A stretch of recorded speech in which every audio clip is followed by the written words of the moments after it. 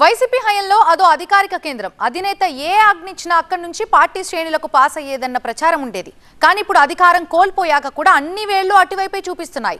ప్రధానంగా అధికార కూటమి టార్గెట్ గా సాగుతున్న వేటలో అంశం ఏదైనా అటు తిరిగి ఇటు తిరిగి అక్కడికే చేరుతోంది. తాజాగా సోషల్ మీడియా కేసుల్లో కూడా అదే జరుగుతుందన్న ప్రచారం ఉంది. ఇంతకీ ఇదంతా ఎవరు టార్గెట్ గా జరుగుతోంది? మరి సోషల్ మీడియా కేసుల చుట్టూ ఏపీ రాజకీయం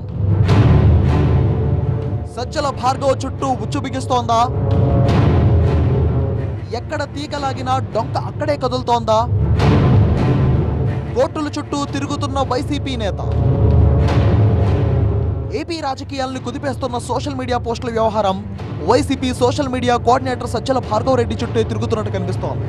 ఇప్పటికే ఆయనపై 100 నుంచి 120కి పైగా కేసులు నమోదవగా చాలా కేసుల్లో ఆయన A1 నుంచి A15 దాకా ఏదో ఒక నెంబర్లో ముద్దాయిగానే ఉన్నారు. తాజాగా భార్గవ్ పై మరో 2 కేసులు నమోదు కాగా ఆ రెండింటిలోనూ ముందస్తు బెయిల్ కోసం హైకోర్టులో పిటిషన్ వేశారు భార్గవ్. ఇప్పటికే 8 కేసుల్లో ముందస్తు బెయిల్ కావాలని హైకోర్టులో ఆయన పిటిషన్లు వేయగా తాజాగా ఆ సంఖ్యకు మరో 2 జత కలిశాయి. సోషల్ మీడియా పోస్టింగ్స్ వ్యవహారంలో పెద్ద తలకాయల భర్తం పట్టేందుకు ఏపీసీఐడీ సిద్ధమవుతున్న వేళ వైసీపీలో వైబ్రేషన్స్ మొదలవుతున్నట్టు తెలుస్తోంది. దాదాపుగా ఈ అంశంలో అన్ని కేసులు సజ్జల రామకృష్ణారెడ్డి కుమారుడు సజ్జల భార్గవ్ రెడ్డి దగ్గరే వచ్చి ఆగుతున్నాయి. సోషల్ మీడియా కోఆర్డినేటర్ గా వైసీపీ హయాంలో భార్గవ్ కీ రోల్ ప్లే చేయడమే దానికి కారణమని తెలుస్తోంది. అందుకే ఇప్పుడు రాష్ట్ర వ్యాప్తంగా ఆయనపై కేసులు నమోదవుతున్నాయి. తాజాగా ఆయన బెయిల్ పిటిషన్ను తిరస్కరించిన సుప్రీంకోర్టు ఏపీ హైకోర్టులోనే తేల్చుకోవాలని సూచించింది. వీటిపై హైకోర్టు విచారణ జరపనుంది. రోజు రోజుకు రాష్ట్ర వ్యాప్తంగా భార్గవ్ రెడ్డిపై నమోదవుతున్న కేసుల సంఖ్య మాత్రం అమాంతంగా పెరుగుతోంది. ఇప్పటి వరకు 13 పోలీస్ స్టేషన్ల పరిధిలో కేసులు నమోదు కాగా అన్నింటిలోనూ భార్గవ్ రెడ్డినే సూత్రధారిగా తేల్చారు పోలీసులు. సోషల్ మీడియా కార్యకర్తలను నియమించి ఎడిటింగ్ ఫోటోలతో, మార్ఫింగ్ వీడియోలతో, బూత్ కంటెంట్ తో ప్రత్యర్థులను టార్గెట్ చేసేవారని భార్గవ్ పై అభియోగాలు మోపారు పోలీసులు. ప్రతి కేసులోనూ భార్గవ్ పేరును చేరుస్తున్నారు.